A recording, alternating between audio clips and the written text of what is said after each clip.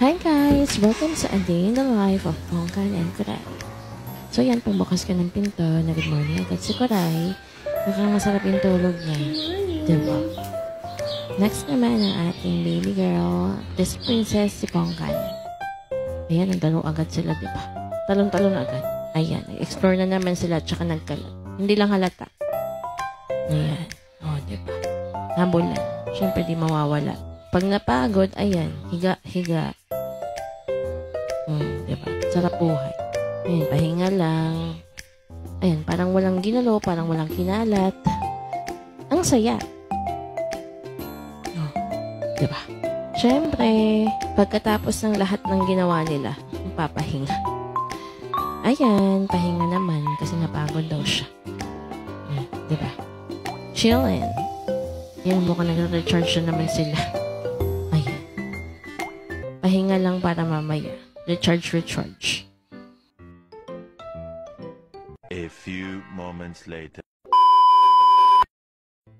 Napag-desisyonan ko nga palang paliguan sila today bilang medyo may amoy na.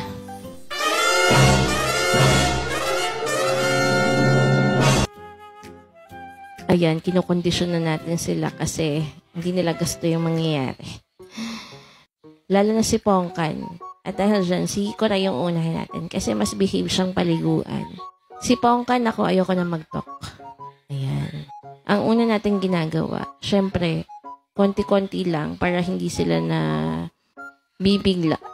Kasi doon sila nag-freak out eh. Ayan. Shampoo na natin siya. Ayan. Behave, diba? Very good. Ayan. By the way, yung ginagamit ko nga pa ng shampoo nila is nabili ko sa TikTok shop. Ang Flea and Thick shampoo. Syempre, alam nyo na kung para saan yan. Actually, bongga yan. Malambot sa buhok after nilang maligo. So, yun ang binubanlawan na. Ayan, finally natapos na siyang maligo. Ayan. Meanwhile.